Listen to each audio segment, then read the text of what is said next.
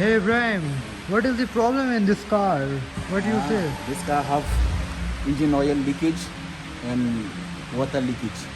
So Alright. I remove supercharge. As you can see, I remove supercharge Yeah, and remove timing plate seal leakage.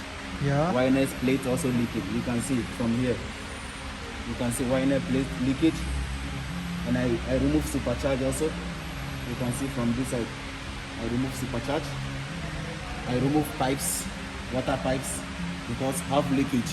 Yes. That's why I remove this one. Now I am cleaning and change all this pipe front rear bracket, change and fix it back again.